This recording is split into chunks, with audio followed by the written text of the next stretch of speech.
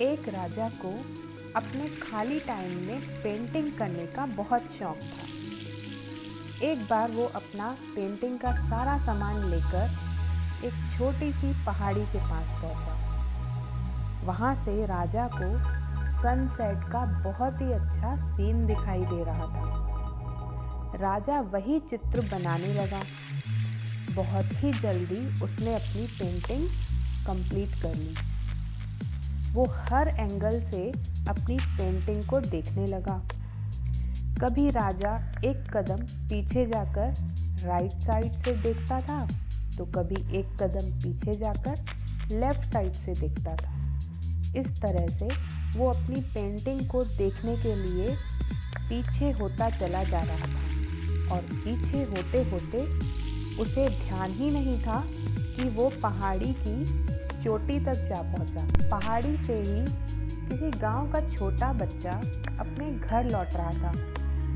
उसने देखा कि राजा तो पीछे हटते हटते किनारे के बहुत पास जाकर पहुंचा है और किसी भी समय पहाड़ी से नीचे भी गिर सकता है। वो तेजी से जाकर राजा के बनाए हुए चित्र को फाड़ने की कोशिश करने लगा और ये देखकर राजा तेजी से पेंटिंग की ओर दौड़ा ताकि चित्र को बचा सके। वहां पहुंचकर राजा ने उस छोटे से बच्चे को बहुत चिल्लाते हुए कहा कि तुम्हारी हिम्मत भी कैसे हुई मेरे इस सुंदर चित्र को फाड़ने की। तब बच्चे ने कहा, श्रीमान, मैंने तो आपकी जान बचाई है, ज़रा पीछे मुड़कर देखिए।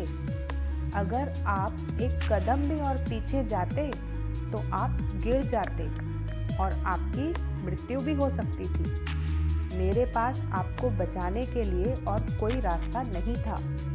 जब राजा ने पीछे मुड़ के देखा तब उसे समझ में आया और राजा ने उसे धन्यवाद कहा और उसे अपने साथ राजमहल भी ले गए।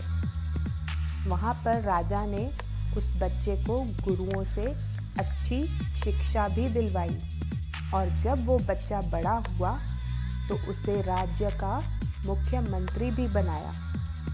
इस कहानी से हमें ये सीख मिलती है कि जीवन की कठिन परिस्थितियों को हम अपनी बुद्धि की तत्परता यानी प्रेजेंस ऑफ माइंड से बहुत ही आसानी से हैंडल कर सकते हैं।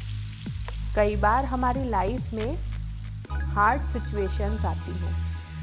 उस वक्त हमें हमारा प्रेजेंस ऑफ माइंड ही काम आता है। इसीलिए किसी ने ठीक ही कहा है, having presence of mind is better than carrying a bunch of books.